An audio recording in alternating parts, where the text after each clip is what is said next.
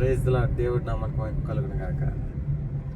ఈ లోకంలో జీవిస్తున్న మనం ప్రేమిస్తున్నవారు, మనల్ని ప్రేమిస్తున్నవారు ఎవరైనా మనకు దూరం అయిపోయి చనిపోతే వారు మనకి లేరని, మనకి ఇంక రారని, మన దగ్గర లేరని మనం ఎంత కృంగిపోతామో, వేదనలో పడిపోతామో, మనం ఎంత కృషించిపోతామో ఆ బాధని వర్ణించలేము.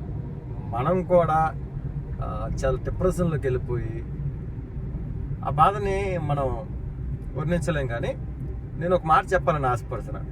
యేసు ప్రభు వారు కూడా మనల్ని ఎంతగానే ప్రేమిస్తున్నారు. ఎంతగానో మనల్ని ప్రేమించేటప్పుడు మనం ఆయనతో ఉండాలని మన కోసం పరలోక రాజ్యం సిద్ధపరుస్తున్నాడు ఆయన. అలాంటిది మనం ఆయనకు దూరం అయిపోతే ఆయన తట్టుకోగలరండి? ఆయన బాధ పెట్టేవారుగా మనం ఉంటామా చెప్పండి?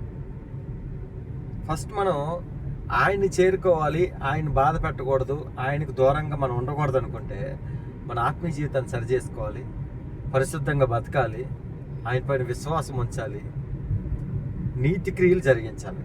ఇవి చేస్తే మనం ఆయనకి దగ్గరగా ఉంటాం, ఆయన బాధ పెట్టాం. చనిపోయిన తర్వాత కూడా పరలోక రాజ్యంకి వెళ్ళి ఆయనతో పాటు సాహసం చేస్తాం.